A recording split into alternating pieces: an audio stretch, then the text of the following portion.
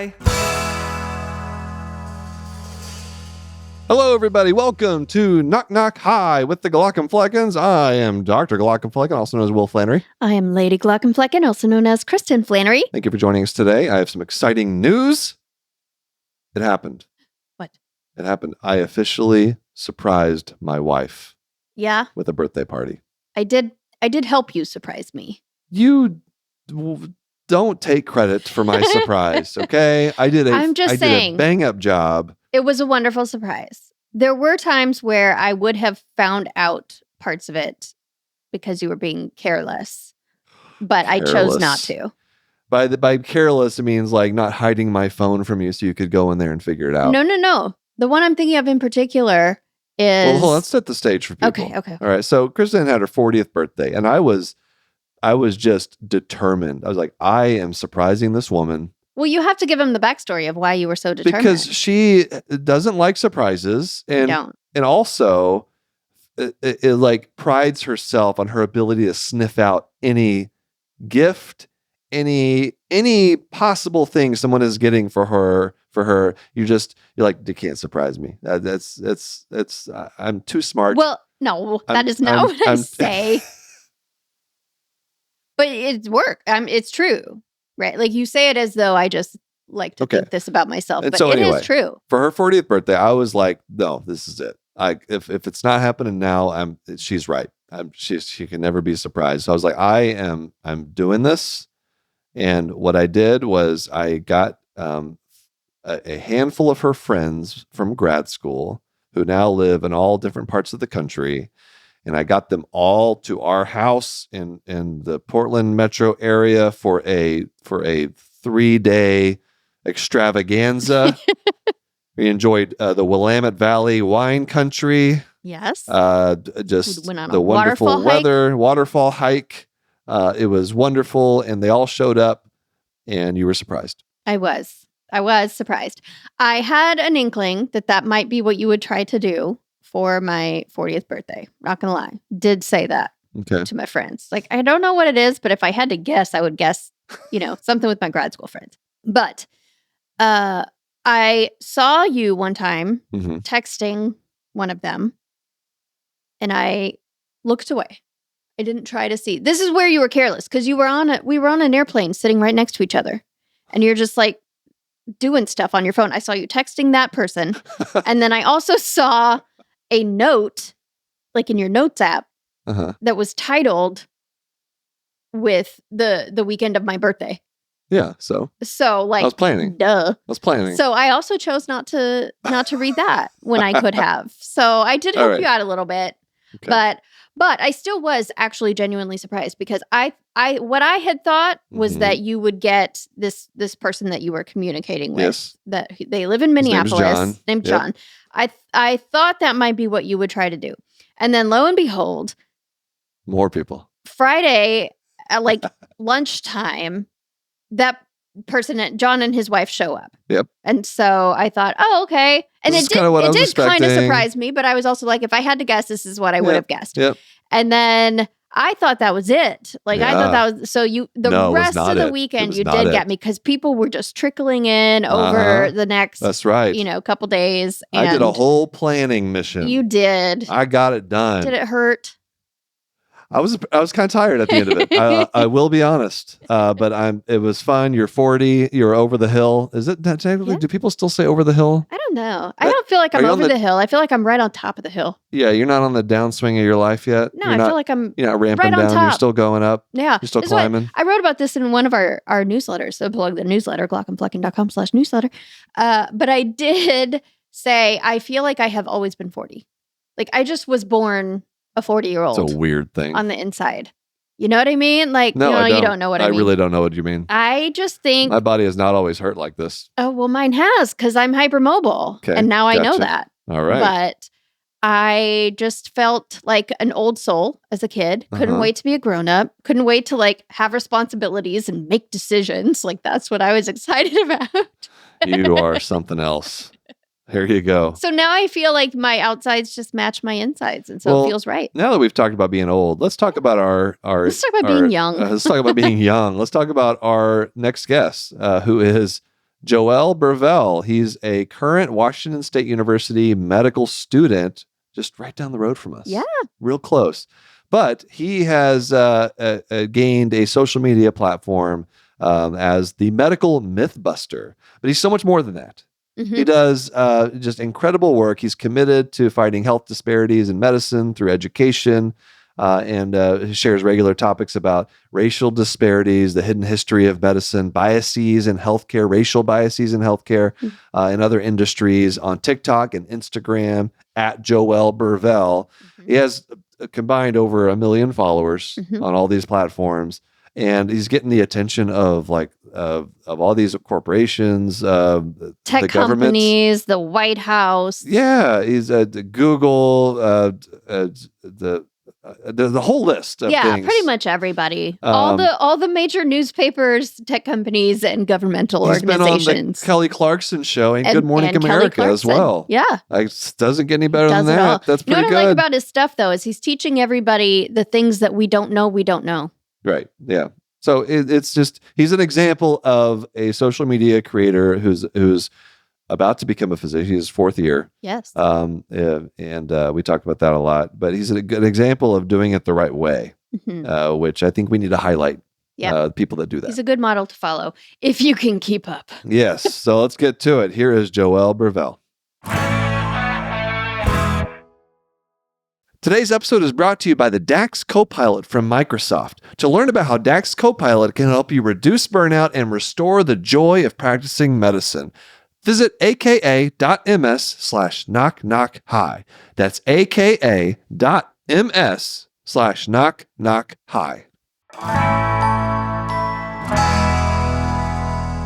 All right, we are here with Joel Bervell. Joel, thanks for joining us so much. Good to see you. Thank you so much for having me.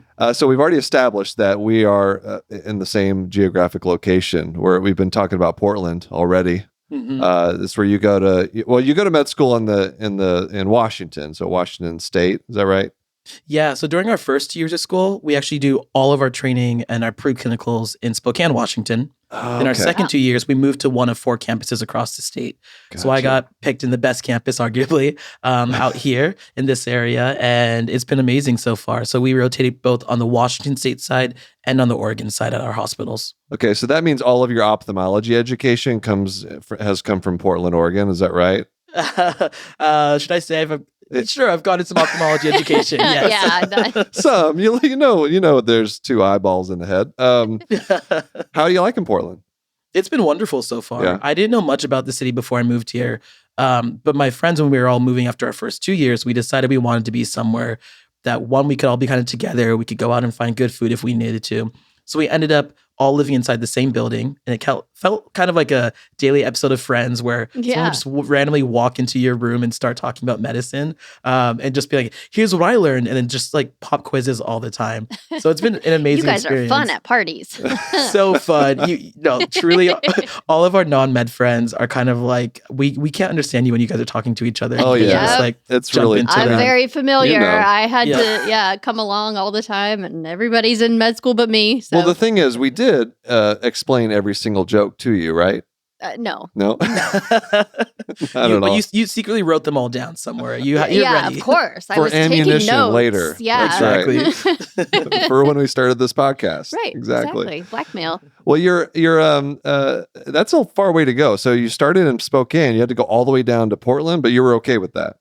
Yeah, it was pretty far to go, and I don't think I realized how much driving I would have to do in medical school. But people that don't know, that's across the entire state of Washington, which is a good size state. Yeah, how many hours is that? Like at least 6, it's gotta be. Exactly. It's 6.5 to get from like one side to the other. And we do a lot of, our school's community based, so we do a lot of rural rotations as well. Okay. And so for some of my rotations, I would drive and we'd spend 4 weeks in Lewiston, which is basically on the Idaho-Washington border. So it's been a lot of driving back and forth. In Oregon, I've gone as far down south as Salem and we would do, that's where I was actually for a whole rotation. So I'd drive back and forth Portland, Salem, which was kind of crazy. Wow. That is a long, boring drive, that one. Well, I don't know. I know a lot of stuff about you. You've done a lot of incredible things already as a med student. But I don't know, and I don't want you to tell me yet, I don't know what specialty you've applied to. Because you're 4th year, right? I'm a fourth year. Yeah, so your applying right applications are in.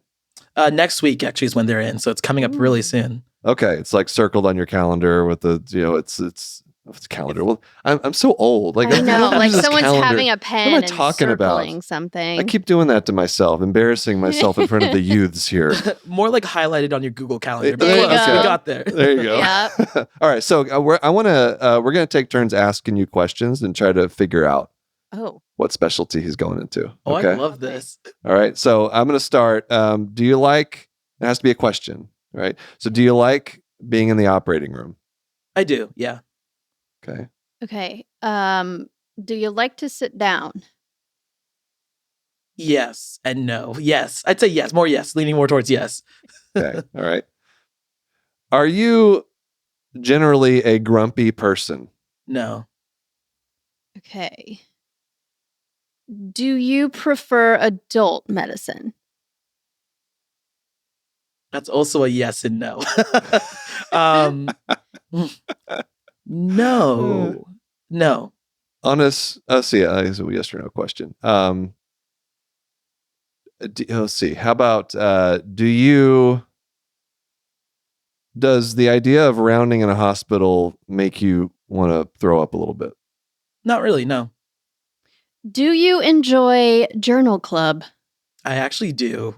Ooh, Well, I've never been asked that. That's a little embarrassing to admit, but that's a great question. Do you enjoy talking to people? I do, yes. Okay. Oh, I'm running out here. Do you have steady hands? Yeah. I played piano, so I feel like I got the skills from that. Ooh, dexterous too then. Have you ever passed out in the operating room? I have, yes. Tell us about that. I'd love to know. So when I was in college, I was a junior in college, did this internship at Howard University Hospital, and I got randomly matched into orthopedic surgery, where I was shadowing a lot of the doctors there. I remember the first day I was running late because you know how it is getting to a hospital. You've never been there. How do you get to the operating room? Never been to one. Walked in when they were halfway through a hip replacement, and I stood behind kind of in the little corner where they told me to stand, where scrub tech said, go stand over there, don't mess with anything. And it was just insane watching this surgery, this huge surgery I'd never seen before. And I suddenly blacked out. Didn't know what had happened. Opened my eyes and everyone is in their gowns looking down over me. I'm looking up wait, am I on the operating table now? What happened? But I ended up just having to step out, get some food, get some something to drink, and I was fine after that. But my first experience, in the operating room, I fainted. Where were you when you fainted? Where were you standing? I was thankfully far in the corner. Okay, all right, good. And then after that, they brought me a chair and made me sit the whole time. Because I have heard horror stories of people falling into the surgical field. No. So thank goodness. I think maybe that's why people me. don't. Maybe that's why they have us in the third row as med students, right? Mm-hmm. So that won't happen. Exactly. Yeah, but thankfully I was in the very, very far corner, so kind of hidden away. What kind of surgery was it? You said this was orthopedic surgery. Oh, okay, all right. So you're am I on the operating room table? And they're like, yes, we replaced your hip while you were out. You actually fractured your everything. We went ahead and fixed it because we're ortho and we have to do it immediately. Okay, all right. Let's see. Do you have it? What do you think? I have a guess. Okay, go ahead. I'm not even entirely sure what this means, but I've heard it. See, you were taking notes. My gut instinct. You were taking notes. Yes. Med surge. Oh, interesting. Both. Okay, I think. See, you're tough because he's I can do everything kind of a person. Well, I could tell. Yeah. I could tell you like a lot of things. Yep. You probably really enjoyed. Oh, here's a question. Did you know what you wanted to do before you even got to med school? Yes. Huh.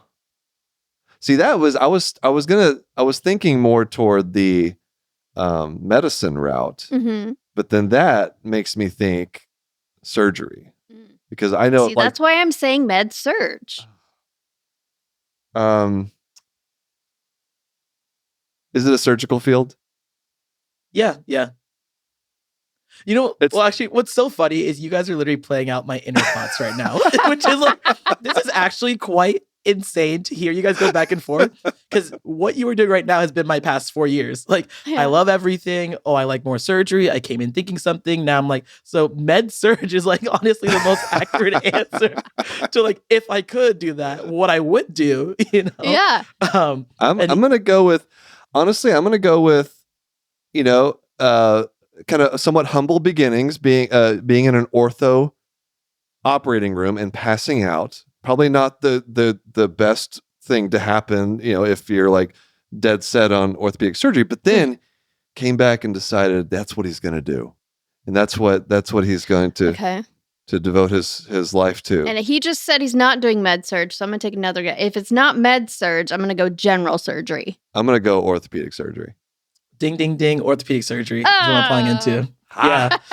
Nice. But specifically to kind of the question you're asking about adult versus kids, pediatric orthopedic surgery is kind of what I'm looking at. Oh, So how do you get there from so you're applying to orthopedic surgery, right? Mm-hmm. And then you do a fellowship after that to do peds? Do peds, yeah. Okay. So I actually just came off of my sub-I. I was at UCLA for 4 weeks in pediatrics orthopedic surgery, and it was fascinating. What I love most about it is you kind of still get that longitudinal relationship with patients, especially if you do something like spine with scoliosis.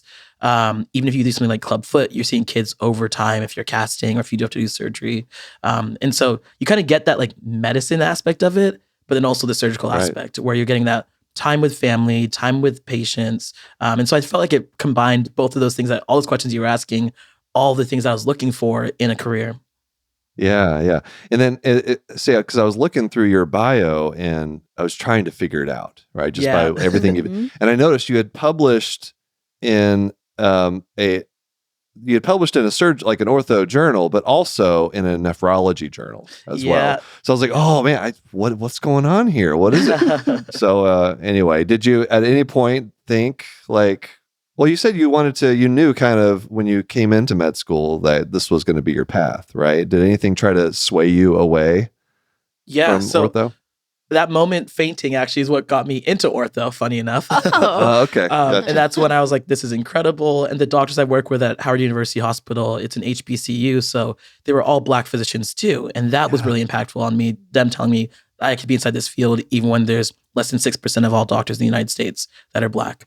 And I think that inspired me. But then throughout med school, I've really started doing a lot of health equity work. And I was doing it before, but I think I've really leaned into it. And a lot of the equity work I do is looking specifically at how race is still used in medical equations, in medical systems, in ways that many people and even physicians don't realize.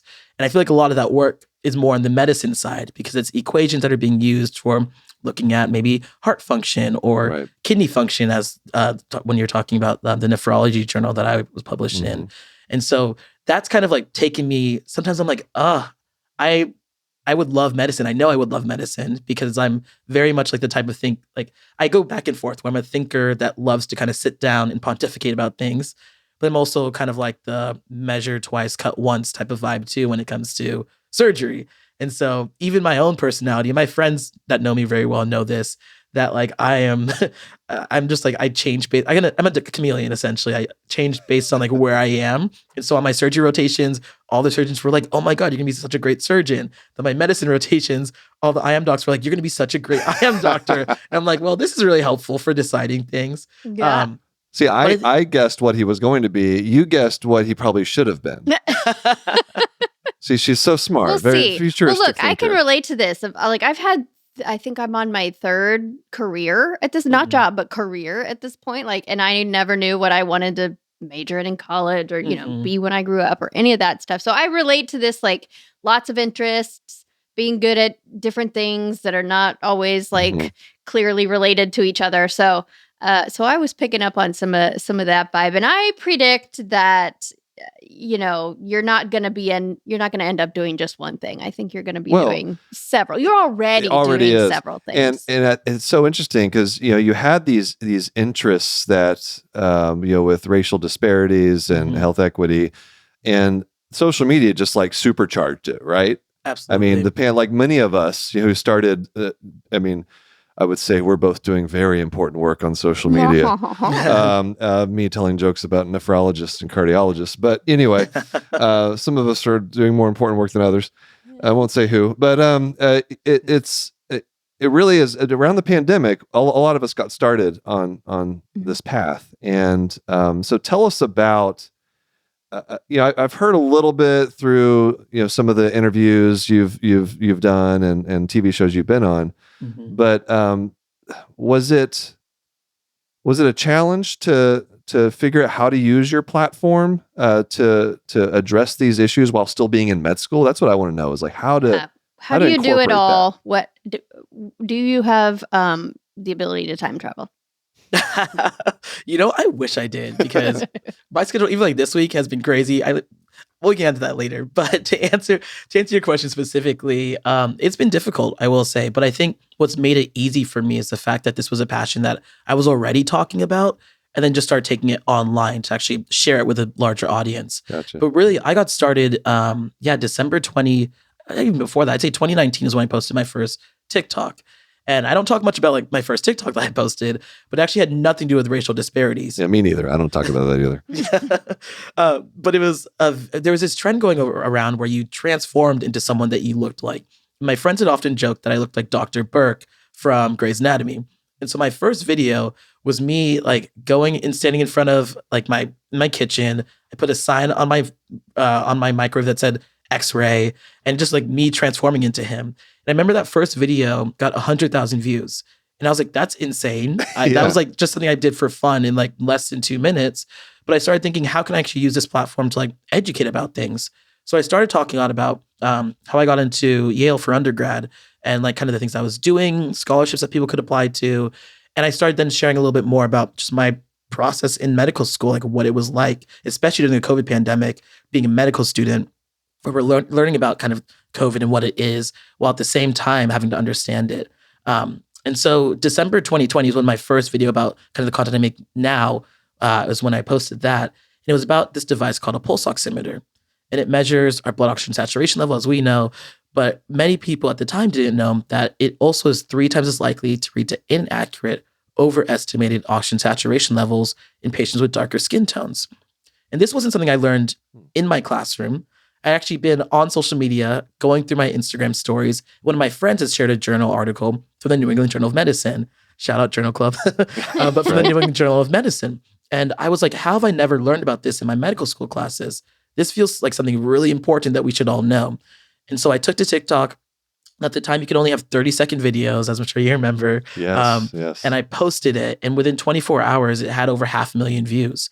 And most of the people that were commenting on it were like people that were in healthcare, doctors and nurses and PAs, all saying they had no idea that this existed.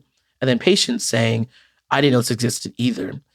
And so like when I think about why I even took to using that, I really see my social media page as like kind of a big journal club where I take journals that I find interesting, that I think are really relevant to people's lives, and start posting about it. And so it's been difficult in some aspects of being able to kind of have this social media presence. But at the same time, it's kind of felt like an extension of my whole medical school experience, where I'm finding things that I wish I'd learned about in school, highlighting those studies and been putting them online to amplify them. That's cool. That is cool. And also, I feel like a garbage sack of a human. Why? Next to... No, I'm just kidding. It's just very impressive. Like he's doing all this during medical school, which, as we know, is a very busy time. Right. Except for maybe right now. No, not. Are you loving the 4th year? Are you loving it so far? I mean, it's amazing, right?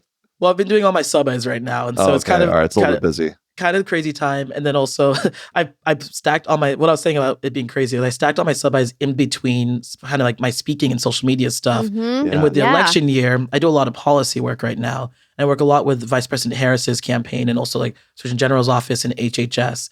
And so just last week I was actually, or yesterday, I was in DC for the Congressional Black Caucus.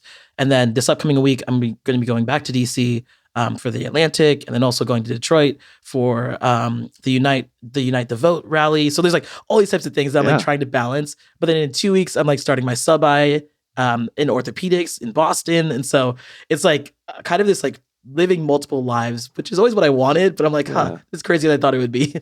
Well, it's just impressive to see a young person like yourself, starting on their medical career all of a sudden you kind of just feel you're a bit thrown into, having a large platform, and that can go a lot of different ways, right? Mm-hmm. And I've seen it with people. It goes in different ways. Sometimes, you can, be attracted by, some of the money that comes your way, or has the potential to, with certain brand deals and sponsorships and things. And so it's great to have someone like you who can kind of set an example of doing it the right way. And really, what I tell people is if you talk about the things you truly believe in, like that's going to take you where you need to go, and it's going to set the stage for other people who are also wanting to use their platform in different ways. So I think it's fantastic. Thank you. And yeah, when I think about social media, I think it's a double-edged sword. It can be used for good or for evil, depending on how you use it. And I think it's one of the most powerful tools in our arsenal as physicians to be able to get accurate information to patients, but it has to be used in the right way. It has to be done. It's really hard sometimes, especially when you're breaking down information and wanting to make sure you give everyone the full context of things. But at the same time, I think I've heard from so many people who have said that. Literally, I was actually at the airport when I landed. A woman came up to me and said, "Your videos helped me advocate for myself in my doctor's office and have a better conversation and feel more heard." And that, like, moments like that for me are why I even create content right now. Yeah. And when it gets hard and I'm like, I'm still a med student, should I be doing this? Someone comes up and says something like that, where I'm like, it doesn't matter what stage of training you're at. It's about how you get that information out there accurately to people so they can use it and help their own health. Yeah. And it's so important because there's so much misinformation out there. So balancing that out with accurate information is, I think, more important than it's ever been. And it's so cool how you are able to do that simultaneously for patients and healthcare workers. Like usually it's, kind of one or the other that people are talking to.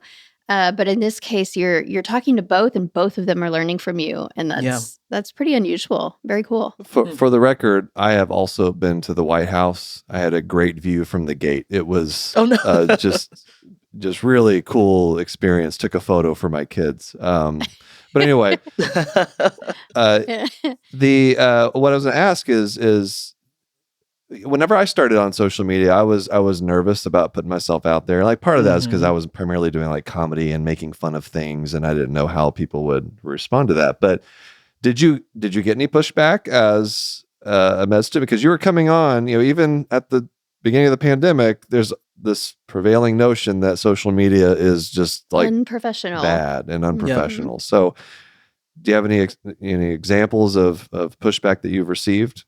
Oh, yeah. I mean, I was so nervous when I first started. Even that video that got 100,000, I was like, oh my God, I'm going to delete my account right now. Who are these people? Who is seeing this right now? Did my teacher see this now? And then I think, then my school started following me actually on social media. So I got really scared, right? Yeah. Okay, and so, all right. like, knowing that, like, there's institutions or like large institutions politically, but also like within like even my own realm, that kind of made me nervous as well. But the way I thought about it was like making sure that I was sticking to as much of the research that's out there. And there were moments where people kind of would comment things and say, "You're a medical student, like this isn't true." And the nice thing about really sticking to the facts and to the research was like, I'd be able to say, well, you can go to this research study and read it yourself. You don't need to kind of come at me, but here's what the study said. Here's why I'm amplifying it. Here's what the ramifications of something like this are for people. And so by kind of removing myself as the arbiter of like what is true and what's not and keeping it to the research, that helped a little bit, but definitely never stops, especially because I'm talking about sensitive issues of race, gender, culture, ethnicity, things that over the past 4 years have become hot topics when you think about words like woke or diversity, equity, inclusion. Those are literally what I'm talking about right now. And so I think some platforms are worse than others. I think YouTube, unfortunately for me, for some reason, gets a lot of the get off of social media. You're a med student, go hit the books, all this kind of stuff. Sure. TikTok, I feel like, an Instagram, or I have a lot more physicians that actually follow me. And so I think they understand why this is important or see it in their practice. And so that helps a little bit. Also, I'd like to say to those people, you are literally hitting the books on your social media. Like, what do they think he's doing? That's a good point. I know. And I think it's kind of the way you think about social media. It's like if you're making a video, you must not be doing the real research outside of it. I think we make that assumption. But like how deeply you need to understand that study to be able to communicate it simply to a lay audience. Like, you know that better than anybody else, save perhaps the authors. Like, that's an insane comment to make. But I'm going to make another prediction here, though. What's that? Ooh. I think we're talking to a future Surgeon General. Oh my goodness. Oh, let's do it. Yes. I got chills. I see that for you. I mean, I don't know if you want that, but I could totally see that. Well, I think it'd be cool one day. Who knows? Yeah. Let's take a short break. Okay. Come right back. All right, we are back with Joel Bervell. So, mentioned briefly your 4th year of med school. So, did you, as you were building up this, because it was your first year, right? When you actually you were a part of are you the last like class that was affected by the lockdown? And yeah, we were the last class. So when we were the last class that was kind of affected by the lockdown. Okay. And so you're building up your platform, posting a lot on social media, trying to learn like the Krebs cycle and the coagulation cascade at the same time. Did you have to, during your 3rd year, what I remember is the 3rd year being like incredibly busy. And did some of the things you're doing, did you have to put that on the back burner while you were, trying to just get through med school, get through your rotations? Yeah, what was nice about the 3rd year especially was we were still coming out of the COVID pandemic. So all of the extra stuff I was doing through social media was still online. But my timing for things that year was crazy because depending on the rotation, I would do all my social media in the morning. And so I'd get it out of the way before I even went to the hospital. And so I was up at like 4 a.m. every single day. And between 4 to 5:30 or 4 to 6, that's when it was my social media time. And well, you're a future surgeon. Like that's, of course, that's fine. Yeah. Right. It made the timing a lot easier when I got to my surgery rotation. I was like, oh, I'm already awake at this time. Usually. Right? So this is great. Exactly. And then I'd like go to the hospital and I'm very particular. Like I don't get on social media when I'm at the hospital. I try not to post, try not to do anything. I want to be focused. If I have an opportunity. That's smart, actually. That's the easiest way to get yourself into trouble is by doing that at work as anybody. But anyway. Exactly. And so during the day it'd be like a no social media zone. And then like at night, if there was any like last minute emails I had to follow up with, that's what I would do. Yeah. But I created all my content in the morning and it was very difficult. But what was cool was some of my preceptors I was working with started like working with me too in terms of giving me different topics to talk about or even just telling me stories they'd heard about. Cool. And so it kind of became this collaborative effort between me and my preceptors where if they'd see a journal article or a new research study, they would send it my way. And that'd be like the kind of the topic of conversation during the day. So it was really fun because I felt like it started just like becoming just pervading my life in ways that I didn't realize and just impacting people around me to be able to learn more about the field in general. Well, and obviously, some of the topics are, you talk about a lot of things with regard to racial disparities in health and just medical knowledge that you wouldn't have known unless you really like put in the work to try to seek out that information. Yep. So one of the videos I saw was just, you've done a series on dermatologic conditions and darker skin tones. Yep. And so can you give us like a few examples of maybe things that should be in the medical curriculum that just aren't there and that we need to do a better job of introducing?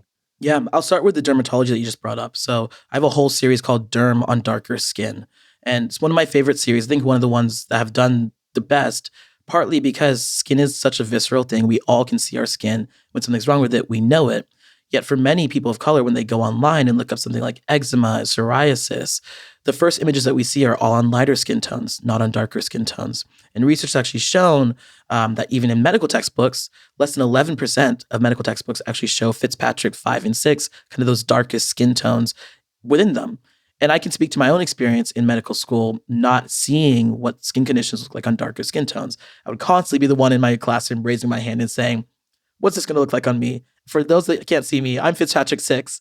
I literally did one of those, actually like I forget what it's called, but you can actually test what Fitzpatrick scale you are. I am literally 6. So like for me, I was like, I'm not seeing myself represented. But this series is really simple. All I do is I take an image of what looks like on skin condition looks like on lighter skin and on darker skin, and I point it out. Very simple. But I've literally had people say, I just got diagnosed with this because I saw it for the first time, went to my doctor, got tested, and it turned out to be that. But I could never find what it looked like online. I think that's one of my favorite series. But then I have a whole other series called Racial Bias in Medicine. And it's where I talk about the ways that race is still used in healthcare, especially through clinical equations. And just to preface it, my whole goal in medicine is to move from a race-based system to a race-conscious system. What that means is we don't use race as a way to treat people differently, but we understand how social, political, economic factors have treated people differently based on race and how that impacts the care that we receive. As an example, for a long time, there used to be this equation called the GFR equation, stands for glomerular filtration rate. GFR is essentially a function of how well our kidneys work. If you have a high GFR number, your kidneys work well. If you have a low GFR number, your kidneys don't work very well. But for decades, there's been a racial correction to the GFR equation for Black patients, and only Black patients, no other race, that multiplied the GFR equation by, I think, 1.2 something. And that made it seem like all Black patients had better kidney functioning than any other race. And that impacted whether you're able to go to a kidney specialist, whether you be diagnosed with chronic kidney disease, whether you could get a kidney transplant. And the reason researchers said that Black patients needed this correction was they assumed that all Black people had higher levels of this muscle breakdown protein called creatinine. And so they multiplied it actually as a way to keep it equitable. But decades later, we found out that if this equation hadn't existed, 3.3 million more Black Americans would have been diagnosed with higher levels of chronic kidney disease. And so thankfully, in 2021, the equation was changed. And an equation that doesn't use race exists now that uses instead cystatin C, which is a more accurate protein that you can use. And then in 2023, the Organ Procurement and Transplantation Network said anyone that's had this equation used on them, we're going to go back and reevaluate them and see if we can move them up or change their placement basically on the kidney transplant list. Oh, I didn't realize that. Yeah. And I actually had someone reach out to me who'd been following me since 2019, since that first dancing video turning into Dr. Burke. And she was just like, I've been following you for years. Every single one of your posts about chronic kidney disease, I share with my sister because she has it. And I saw your most recent video about the change in kind of wait times. I told my sister, she took your video to the doctor, they worked together, and she's now moved up 4 years on the kidney transplant list. Wow. And for me, that's I think the most powerful thing I've ever heard. Hearing that someone saw a video, was able to get moved up on a kidney transplant list because they just had the information they needed. Right. And earlier this year in March, I actually was able to go on the Kelly Clarkson show, tell this story. They surprised me by bringing on the person who'd seen my video. And they let me know that her sister had actually just gotten her kidney transplant 2 days before. Oh, wow. And so it was just this crazy full circle moment from literally 2019 to finally this year, 2024, seeing the impact of making a social media video on someone's life. Yeah, you literally saved her life, probably. Yeah, insane. That is, right. Social media saves lives. You see? Yes. Much more often than it destroys lives. Yeah. I don't have the data to back that up, but I'm going to go with it. I like that example, though, because I think it shows how complex it can be, I guess, and nuanced to account for these things. Because on the one hand, good on them for trying to account for it with the original equation. Mm-hmm. And then also, thankfully, science is self-correcting, right? So we realized it was not the correct equation and have replaced it with a different one that hopefully is more accurate. But it's, especially posting on the internet where people always want to make things very black and white. Yeah. It just points out that there will be times when, it is the appropriate thing to do to correct for it. And then times where maybe it's not an appropriate thing to do because the assumptions that were underlying that equation were faulty. Mm-hmm. So it must be, I don't know, what can people learn from that? How do we know when we need to correct and when we don't, or do we? I love that question because I think exactly what you said, it speaks to the nuances of all of this, right? Yeah. Of the way we think of science as a subjective arbiter, but it's not, unfortunately. A lot of the research that we're done is either built on biases or just understanding how do we take out the things that were incorrect from previous knowledge to what is correct today. Yeah. And an example of where race in a ways can be helpful to be used is with the Duffy-Null phenotype. I don't know if you guys are familiar with that, but I probably should be. No, this is something this you actually asked before, what do you wish was taught in medical school? Yeah. This one is not taught in medical school at all. Okay, but I feel better then. Go ahead. But there's something called the Duffy-Null phenotype. It's a genetic variant that's found in 2/3 of people who self-identify as Black in the United States. people who have this phenotype have a low neutrophil level without an increased risk of infection. But because neutrophil ranges right now were created on people of European descent, it's not really taking into account the Duffy-Null phenotype and how that could actually lead to increased unnecessary procedures like bone marrow biopsies or exclusion from clinical trials or just other inappropriate discontinuations of important medications that could impact low neutrophil counts. And while it's not totally related to race, the reason why the phenotype exists is because of people that are from malaria endemic areas. It actually is protective against malaria. So it makes sense for people to have this kind of phenotype. But at the same time, it can be helpful because 2/3 of Black Americans live with this. And so if you see low neutrophil count, you don't need to kind of immediately jump, but you can instead test for the Duffy-Null phenotype to double check that there actually isn't something else that could be explaining low white blood cell count levels. So that's one where it's actually could be helpful, right, to look at race as something, because then you could prevent unnecessary testing. But it's complex and there's no kind of science to it. And right now, a lot of groups are now looking at how can we adjust reference ranges. The American Society of Hematology is looking into research to potentially redefine pediatric and adult absolute neutrophil counts based on ancestry, which I think would be really interesting. Yeah. How much research is going on right now to look into these things? I mean, it seems like that could be a whole field in and of itself, is to look back through all the history of medicine, figure out what needs corrected in that way. Yeah, I think every society since 2020, I would say that's really where the start point was for a lot of these conversations. People have been doing this work individually for so long beforehand. And there's so many pioneers you can think of.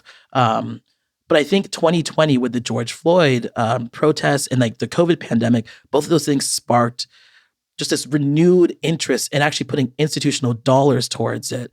So the people who are doing the work are mostly societies, like places like the American Hematology Society, American Thoracic Society, American Kidney Society, people within these fields that are saying, I've been a part of this, here's where I've seen problems, let's fix it.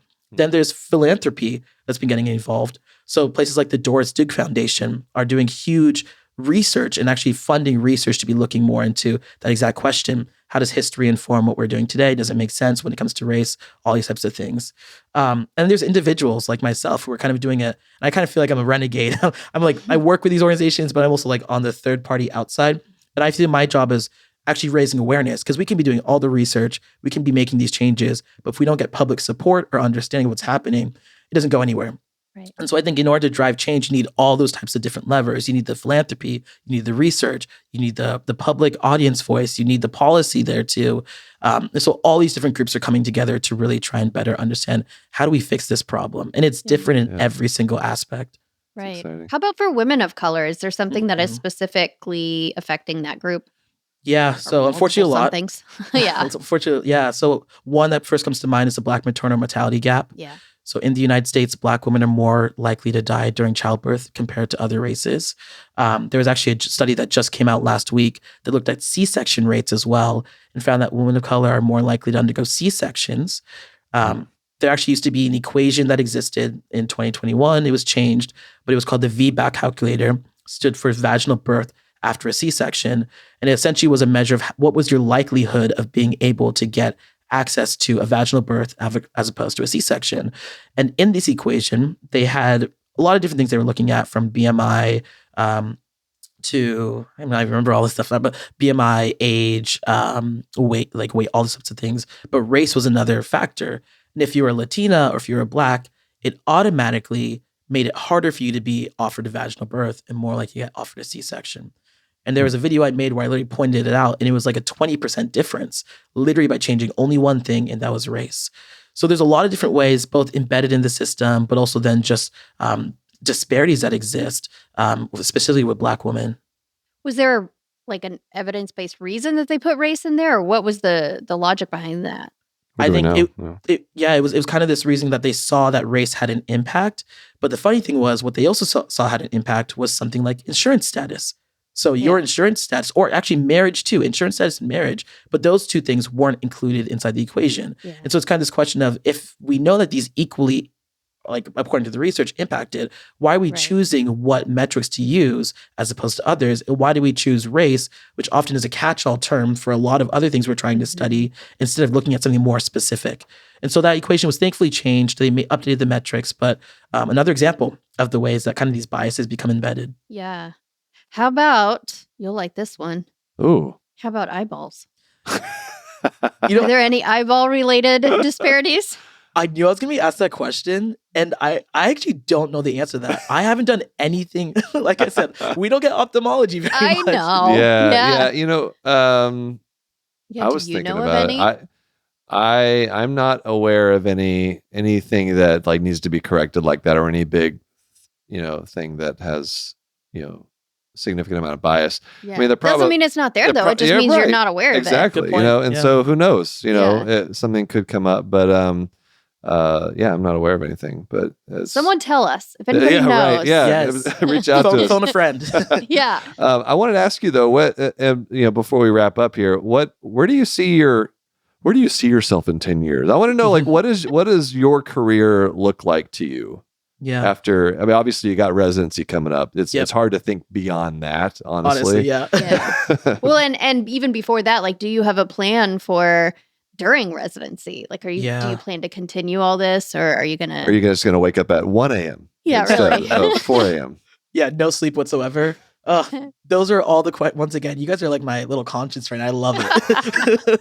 Because these are the questions I'm asking myself. Like, how do I know residency is going to be difficult? Even on my sub-I, I was like, wow, this is not going to be able to be sustained in the same way. Like, maybe I go down to like once a month doing something. And so I'm trying to figure out how I continue to do it. Or maybe I just focus more on ortho, right? And just talking about what I'm learning. I think there's so much power in also just talking about the journey itself. And so maybe that's a little bit easier to do as opposed to doing all this research.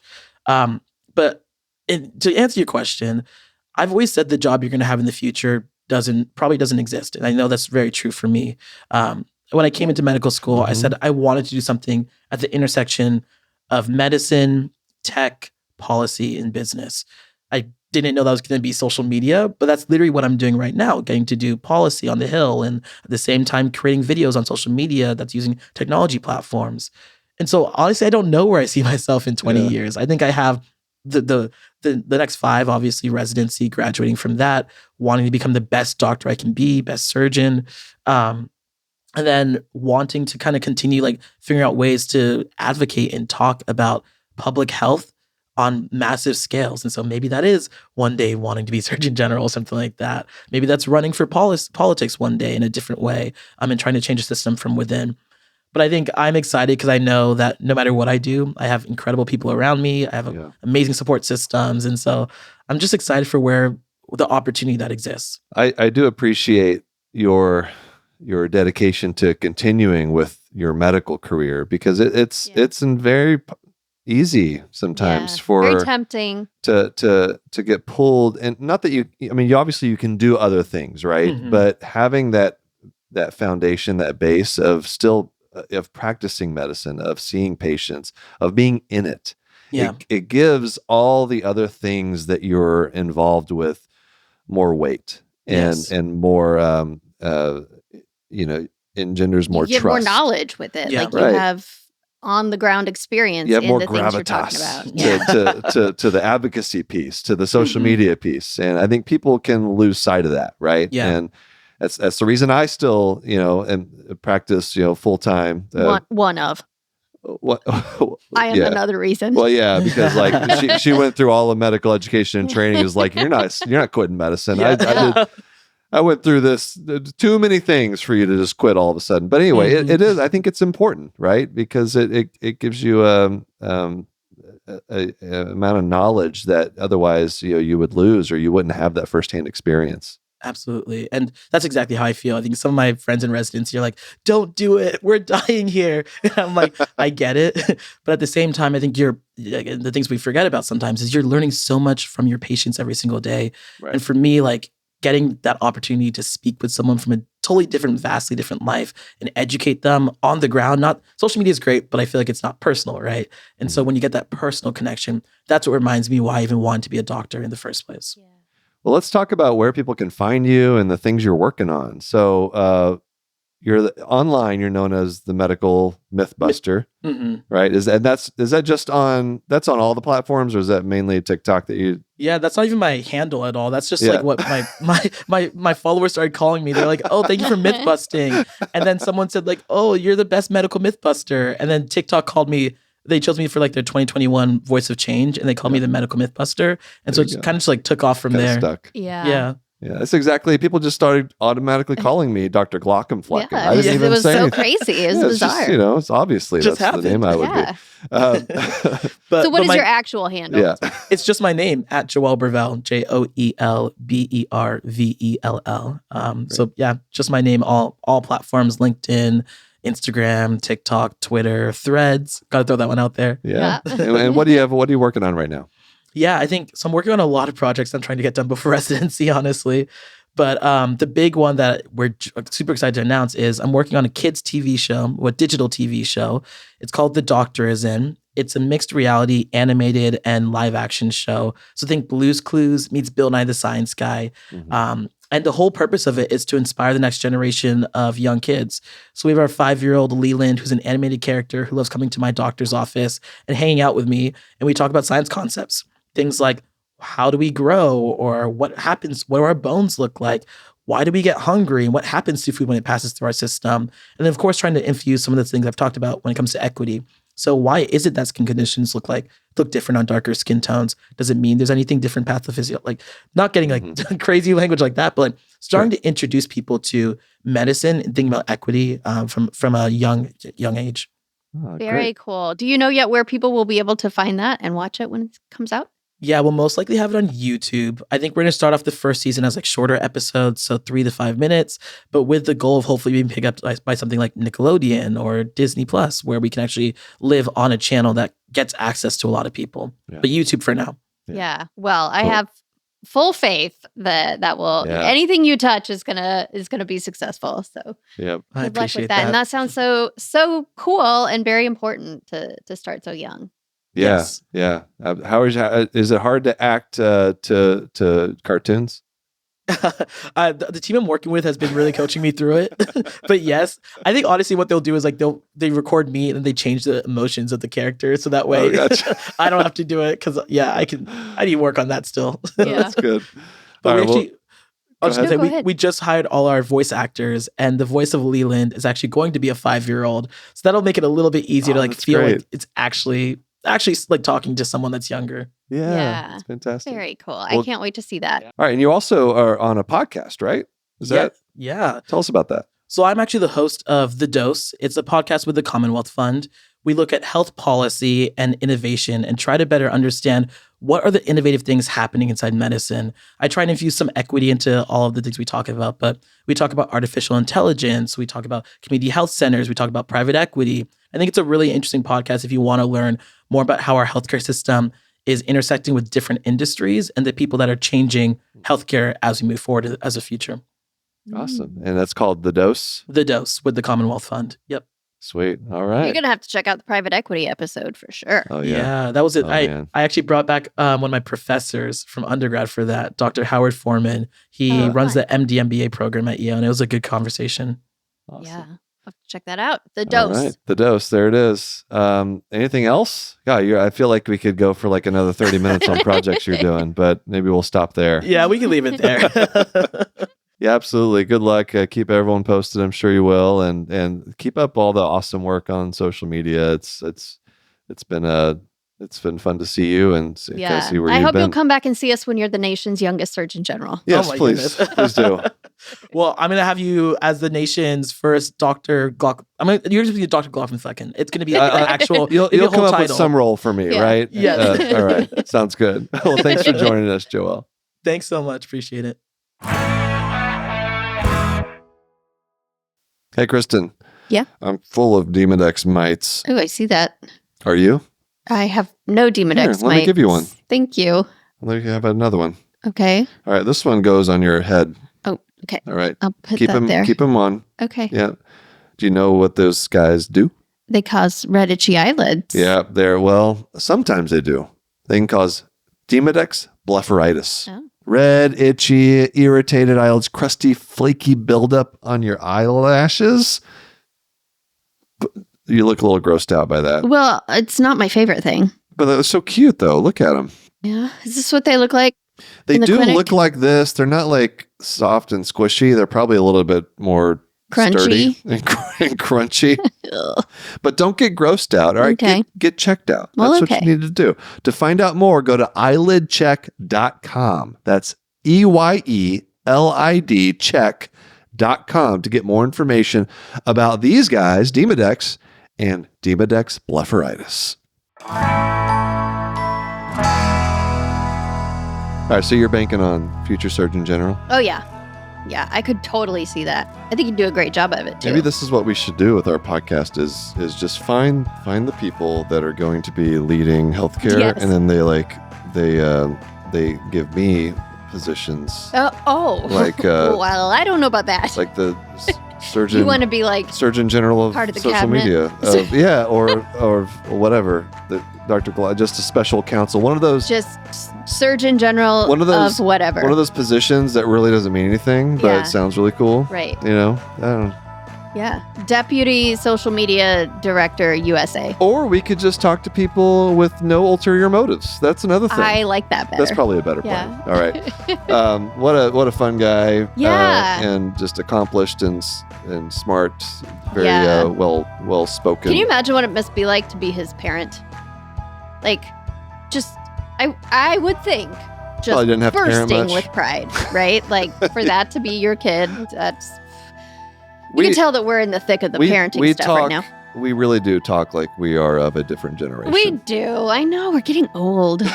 Mm, You did just have your 40th birthday. I know. So anyway, I'm coming up right behind you. All right, let us know what you thought of the episode. You can reach out to us, knockknockhi at human-content.com. Visit us on our social media platforms. You can hang out with us and our Human Content Podcast family on Instagram and TikTok at Human Content Pods. Ugh. Thanks to all those wonderful listeners leaving feedback. We love you guys. All the reviews are great. If you subscribe and comment on your favorite podcasting app or on YouTube, we have, by the way, new YouTube channel. Steadily it's not that growing. new anymore, Well, but it is where this podcast exists. It's within 6 months. So that's relatively new. I'm going to keep calling it new because I don't We're know. old, It's as new. we've just established. Everything compared to us, everything is new. At Glaucomfleckens. At Glaucomfleckens. It's all the podcast episodes. By the way, I look at all of the comments on this new channel. Do you? I do. That's a change for me. Oh, and that's new. It's new. I had to convince you to do that. Yeah, and it's very helpful because Yeah, I can. They're really good Well, there are things listeners there are that things- are thoughtful in their comments. Exactly, and I like it now that it's like a separate channel because Mm-hmm. it's all like the people that really like the podcast, right? Right. That's Not that true. you can give us constructive criticism too, but it's fun to read the comments of people that are enjoying it. Yeah. But I get ideas for Knock Knock I. Yeah. People So, leave a lot of That's great. eyeball questions. So leave comments for us on our YouTube channel. And so we have a comment here from at Daz Mystery Man 12 on YouTube said, "This is the Glaucomflecken Press Row collab we've been waiting for." Preston. Yes, when we Preston had episode. Preston Roach on our podcast. Yep.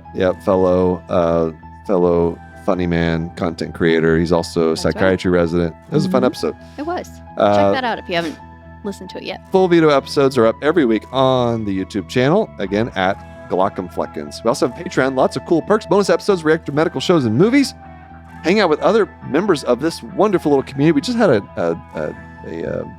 live. Yeah, Patreon, Patreon Live. Live. That's what I'm thinking of. Patreon Live. A little we got virtual hangout. Exactly. Early ad-free episode access, Q&A, interactive Q&A live stream events, much more. Patreon.com/Glaucomflecken or go to Glaucomflecken.com. Speaking of Patreon community perks, new member shout out. All right, we got a big new member shout out here. Sherry R, Megan S, Marlene S, Samantha, and Scott M. Welcome to our little community. You could just be your own little cohort within our community. You can figure out, divvy up the Introduce jobs. yourselves. Yeah, introduce yourselves, little icebreakers. Yeah. Shout out to all the Jonathans. A virtual head nod to you all. Patrick Laciasi, Sharon S. Patrick Laciasi, Sharon S. Edward K. Stephen G. Jonathan F. Marion W. Mr. Garandetti, Caitlin C. Brianna L. K. L. Keith G. JJH. Derek N. Mary H. Susanna F. Jenny J, Mohammed K, Abiga, Parker, Ryan, Mohammed L, David H times 2, Gabe, Gary M, Eric B, Marlene S, Scott M, Bubbly Salt, and Pink Macho. Patreon roulette. Random shout out to someone on the emergency medicine tier. Bella E. Thank you for being a patron. And thank you all for listening. We're your hosts, Will and Kristen Planner, also known as the Glaucomfleckens. Special thanks to our guest, Joel Bervell. Our executive producers are Will Flannery, Kristen Planner, Aaron Courtney, Rob Goldman, and Shanti Brooke. Editor engineers Jason Portizo. Our music is by Omer Binsby. To learn about knockknokhi's program, disclaimer, ethics, policies, mission verification, and licensing terms, and those pesky HIPAA release terms, go to glaucomflecken.com or reach out to us, knockknockhi at human-content.com with questions, concerns, or any fun medical puns you might have. Knockknockhi is a human content production.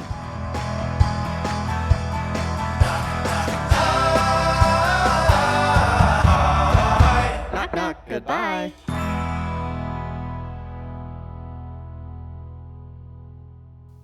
Hey, Krista, what would you like Jonathan to do for you? All of my chores.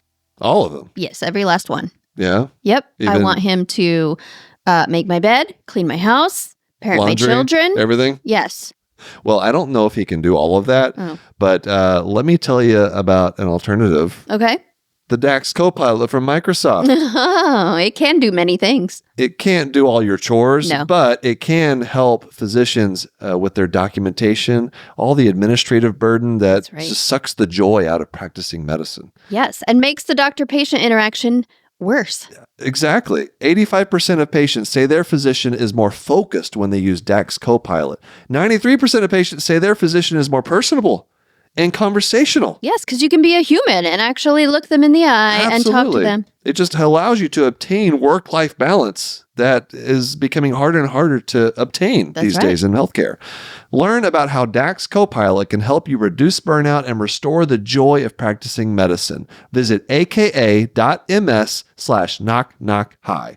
Again, that's aka.ms/knockknockhi. Thanks for watching the episode. You can find more on that playlist over there. If you prefer to listen, or you just had your eyes dilated, you can binge full episodes wherever you get your podcasts. Or join the party over on Patreon, where you get early access episodes, hang out with us, get lots of exclusive bonus content. Help you subscribe, leave a comment below. Let us know what you think.